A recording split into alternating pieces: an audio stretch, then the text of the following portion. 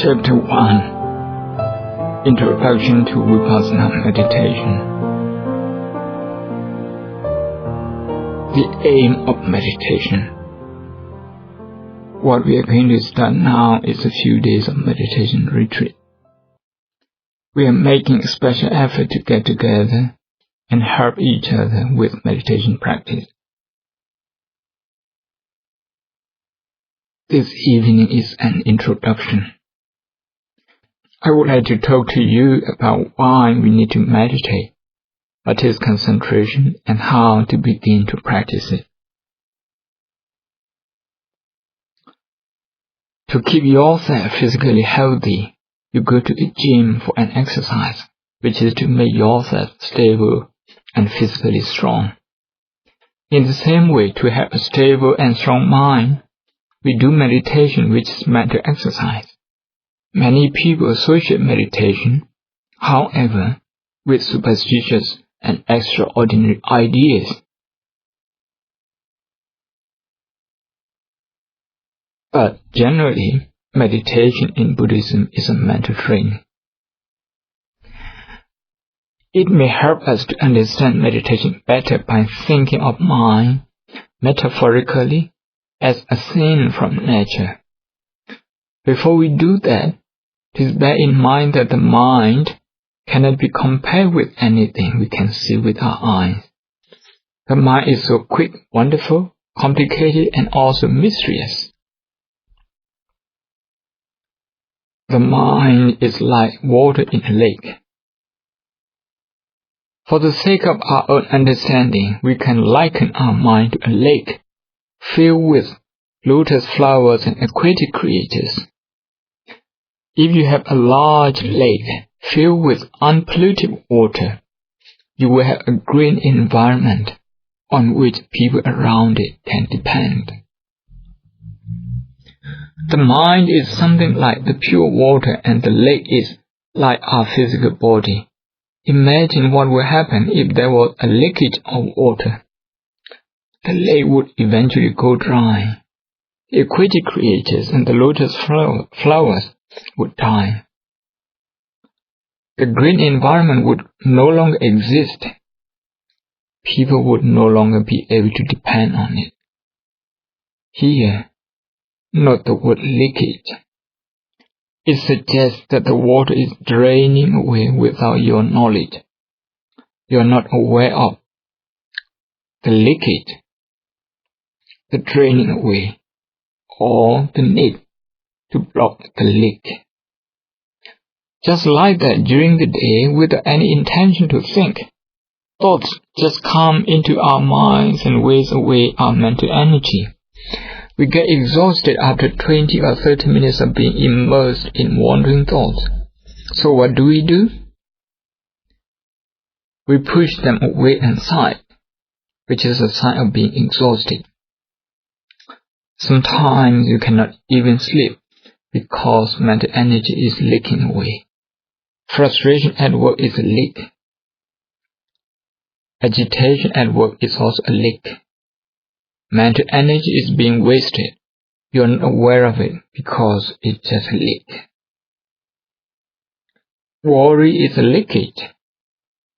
If worry or fear is present in a person, then that worry is like a leak draining all his energy. That person will become exhausted. That will also affect his physical health. It's important to block this leakage of mental power.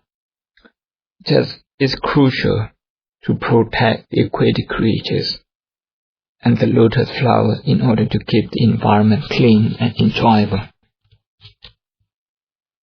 Suppose at work you meet someone behaving very arrogantly.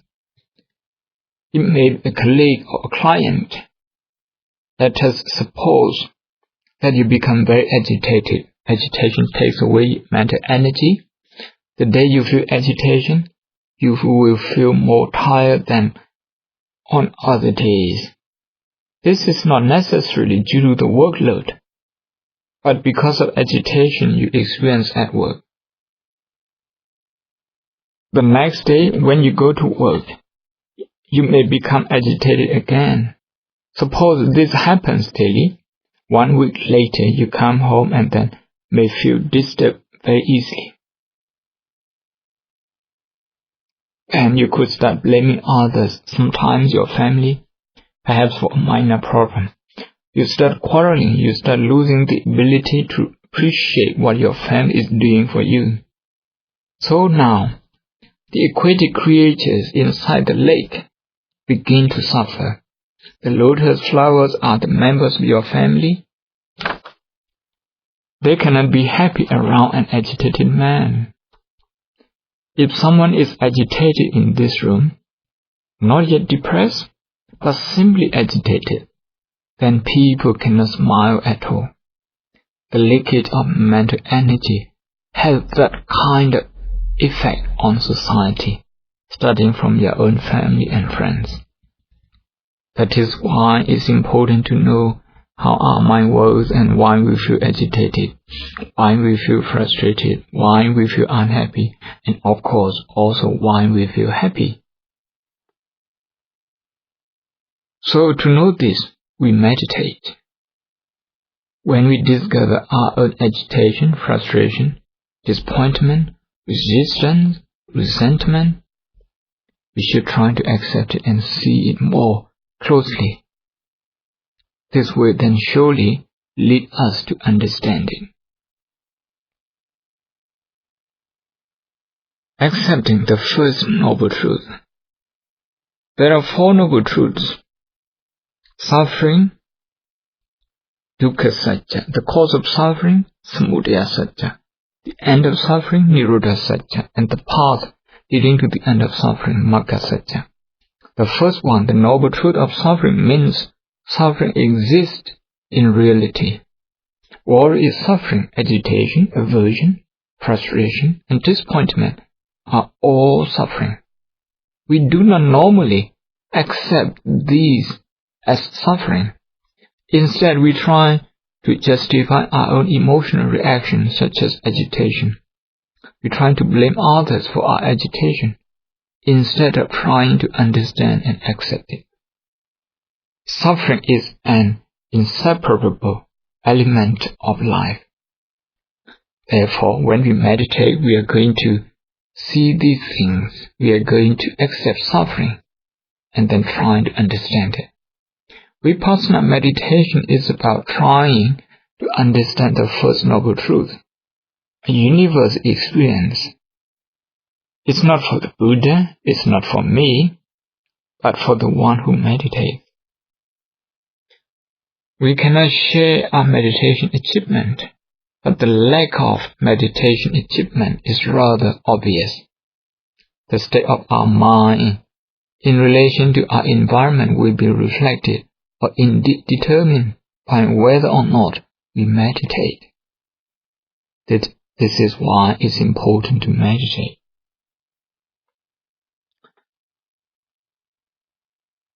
Let me now say something about meditation.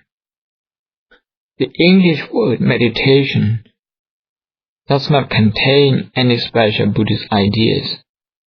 Some people think that meditation is to sit quietly, closing your eyes, thinking only what is good in your life, ignoring all that is bad, cultivating an optimistic view. Some people think meditation is extra work, has little to do with the majority of people in daily life, and is only for monks and nuns and old people who have retired and have time for it. Sadly, even for many born Buddhists, meditation is seen only as a practice for those who wish to achieve nirvana here and now, maybe as a shortcut.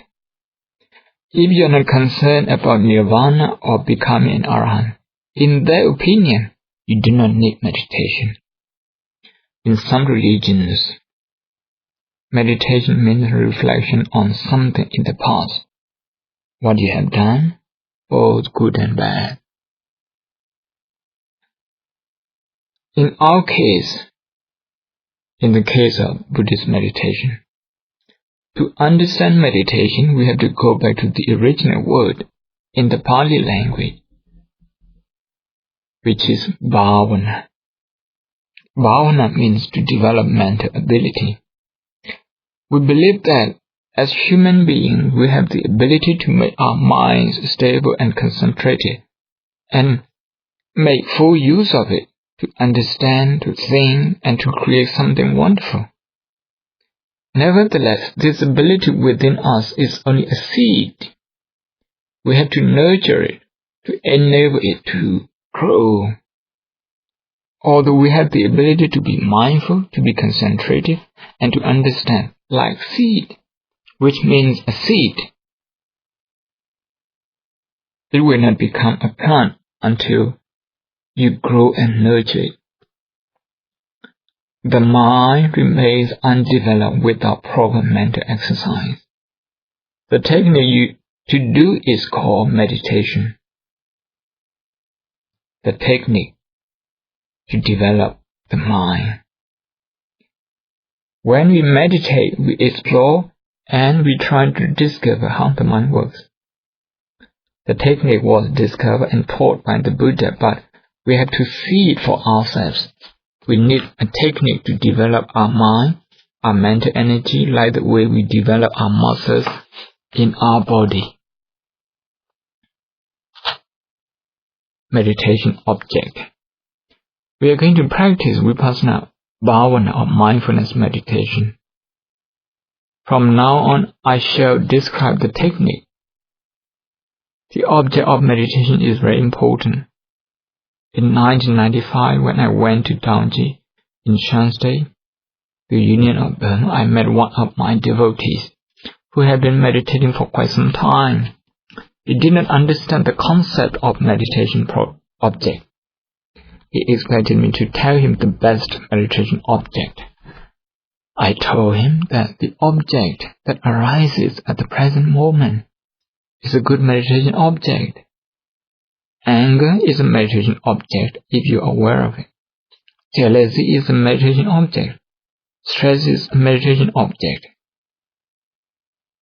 Breathing is another meditation object. And the Buddha is also a meditation object. I did not have the impression that he made anything of my answer. I was theoretically, in broad terms, saying the whole world is a meditation object. When you go to work as a doctor, all that you see, all that you experience, your patients, your colleagues, your work, a hospital, everything is a meditation object. The sixth sensory world. How do we perceive objects? We perceive them through our eyes, our ears, our nose, our tongue, our body, and our mind. From the meditation point of view, there are 6 worlds. The seeing world, the hearing world, the smelling world, the tasting world, the touching world, and the thinking world. The first 5 are physical and the last is mental. Everything that you perceive through these 6 senses is a meditation object. Whatever comes into your mind is a meditation object. Whatever you see is a meditation object. You are now sitting and your body is touching the floor. That touch is a meditation object. You are hearing my voice, which is another meditation object. There is nothing that cannot become a meditation object. We experience the world in only these 6 ways.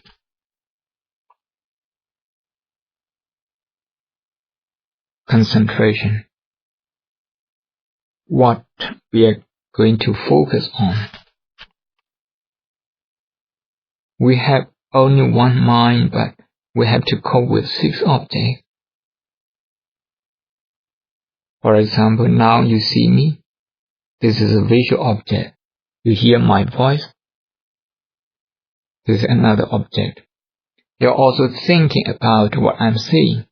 This is a mental object. Your body is touching the floor, which is again another object. Altogether 4 objects. Now, which one are you going to focus on? This is where the technique comes in. Imagine the mind as a watchman, and it has to look after an object, say a house, which has 6 doors: the eye door, the ear door, the nose door, the tongue door, the body door, and the mind door. You are alone inside and do not feel secure. Someone may come in through the front door, another may come in through the back door. They are there and you have to catch them. The way to do it is to close the other 5 doors and watch the remaining one and catch the person coming in through that door. This is what we call concentration. You focus on one point. The ability to do that, keeping your mind on one door and not the rest, is called concentration. This word is sometimes explained as one-pointedness.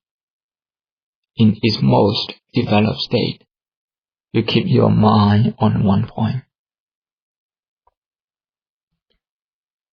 You want to go to the supermarket, you want to go to the library, you want to visit your friend, you also want to watch a video at home. 4 things. Which one are you going to do? Unless you have a strong mind, you will not be able to enjoy anything. Your mind will go to the supermarket while you are talking to a friend. You fully enjoy none of the two. At the time you are watching the video, your mind does not go to the supermarket, nor does it wander either to your friend or to the library. This is concentration. Primary and secondary objects. Among these objects, we are going to select one as a primary object. We can call this an initial object as well. We are going to stick to that. As they come, we will watch the other objects as well. We will notice them, but they are secondary objects. Primary object and secondary objects. If you have done meditation before and you have been given a certain meditation object as primary object, you can keep to that. Otherwise, we are going to choose breathing in and out as initial object. As you breathe in, you will say mentally breathing in. As you breathe out, say breathing out. Breathing in, breathing out, breathing in, breathing out. This is your primary object. However, this primary object is not the only meditation object. You do not shut yourself off from other objects altogether. It's not possible to do that. As they come in, whatever the object, you're going to note them, meaning to register them in your mind. Instruction on sitting posture. Now I will begin giving instruction. Please sit comfortably. First, I will say something about posture. When you sit, do not cross your legs, unless you are used to doing that before and have indeed found that you have no problems with that. It is better to keep your legs apart but touching each other. If you keep them crossed, they can produce heat and pain, and later unnecessary stress and distraction. If you keep them apart, you may move them unconsciously as the pressure of the time builds up. You are not supposed to move immediately or frequently, although you can do so at some point. This is to develop patience and determination. Keep your spine upright and look straight ahead of you. Regarding your hands, do not keep the back of one hand in the palm of the other, as this can produce heat and cause distraction. Keep your fingers together. You can keep them crossed or just place one on top of the other. If you keep your body straight, that will maintain your posture. If you feel your body slumping forward, try to straighten it, but do it slowly and mindfully. Now you are going to keep your eyes closed, not tightly but merely closed. If you close your eyes tightly, it will make your mind wander. You just close them lightly. Breathing. Focus your mind on your nostrils. Start breathing in and out normally. As you breathe in, say in your mind, breathing in. This means you are naming the object. You are labeling the object. As you breathe out, say in your mind, breathing out, breathing in, breathing out, breathing in, breathing out. During the course of breathing in and out, if your mind goes somewhere, say you go to the hospital and you see the hospital. Now you release your mind from breathing and take note of the hospital. When you see the hospital in your mind, you should willingly note, seeing, 3 or 4 times. After that, come back to breathing. Register the image of the hospital willingly. Then, start breathing in, breathing out again. Register breathing in, breathing out, breathing in, breathing out. In the meantime, if you hear somebody talking to you in your mind, you should keenly register hearing, and hearing 3 times or 4 times, and then come back to your primary object, which is breathing in and breathing out. If you hear the ticking of the clock, you focus on that direction and wholeheartedly note hearing 3 or 4 times. And then come back to the breathing again. If you hear that sound again, you go back to the sound and note hearing.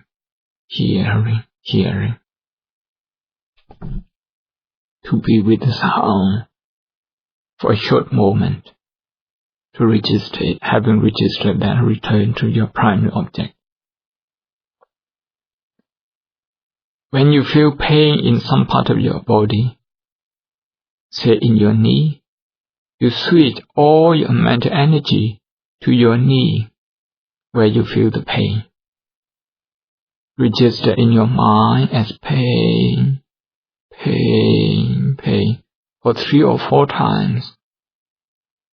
Then leave it there and come back to the breathing.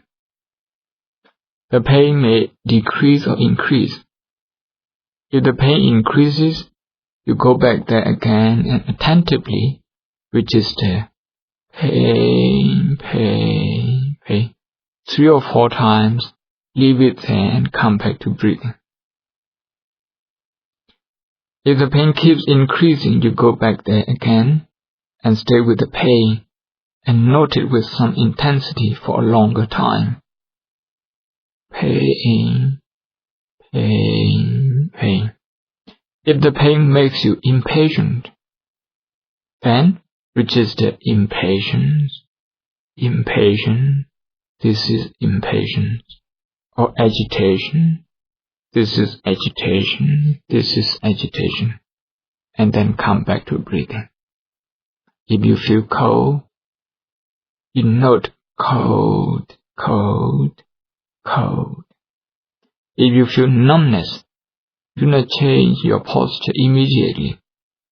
Try to stay with numbness as long as possible and note numbness, and then leave it there and come back to breathing. If it becomes stronger, go back to numbness again and note numbness, numbness, numbness once again.